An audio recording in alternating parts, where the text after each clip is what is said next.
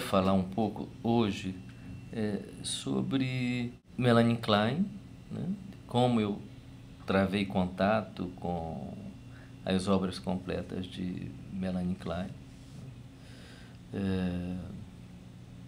sendo eu um junguiano. E é claro que, como tudo na vida de um junguiano, as coisas nunca acontecem por acontecer, né? Tem sempre uma sincronicidade, uma coisa que faz coincidir a disposição interna com a disposição externa. Eu acho que é assim mesmo, porque eu tinha 2 volumes de uma coleção chamada Melanie Klein Hoje, né, que são analistas kleinianos escrevendo sobre Melanie Klein e os principais conceitos da obra dela. E eu tenho esses 2 volumes desde quando eu dava aula de psicologia na Gama Filho. E naquela época eu era um junguiano assim, convertido. Eu só conseguia estudar e ler Jung e os autores junguianos, né?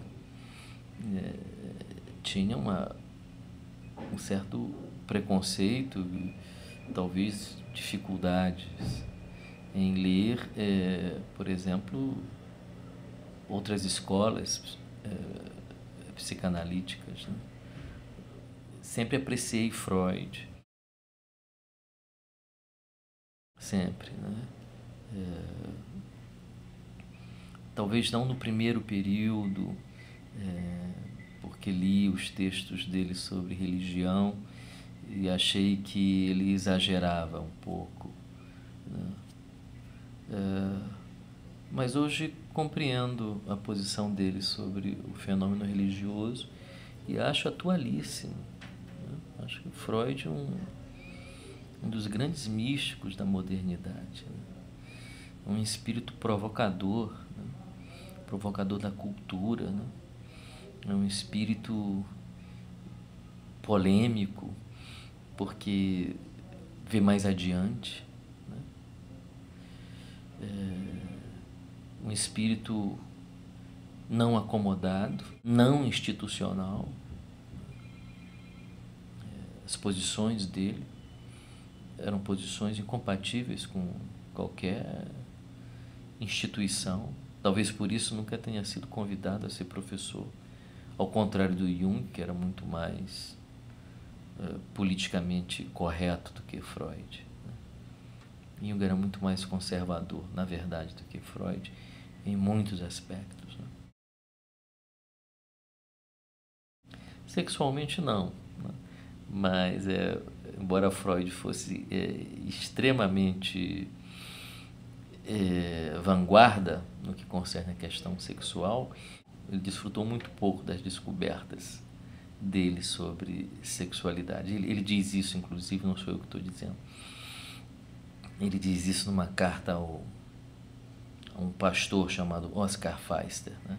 Ele diz que ele, de fato, libertou muitas pessoas da prisão do recalque, né? Libertando então a pessoa para viver sua sexualidade, mas ele próprio aproveitou bem pouco das descobertas que ele mesmo andou fazendo sobre isso, né? Ele era sensacional, né? E escrevia de uma maneira brilhante, né? Então, eu acho assim que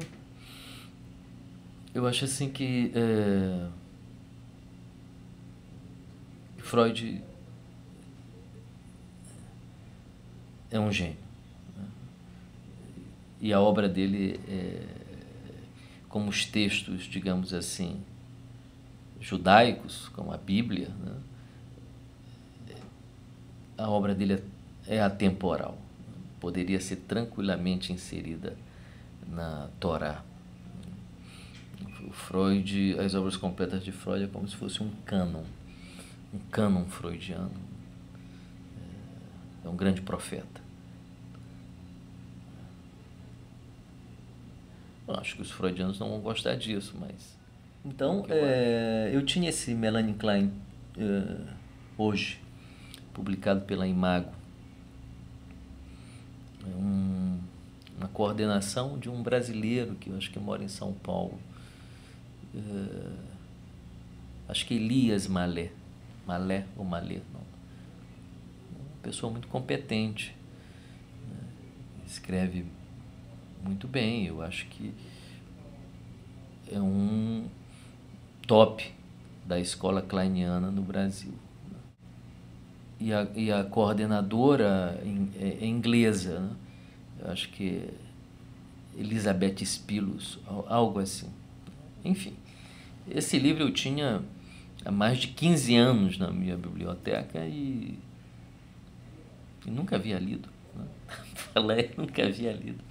Eu nem sabia o que aquele livro fazia ali. Às vezes eu olhava, às vezes quando ia arrumar a minha biblioteca, eu dizia, o que esse livro está fazendo aqui? Aí eu abria um pouco, via o índice. Aquilo era tão desinteressante para mim que eu pensei, meu Deus do céu.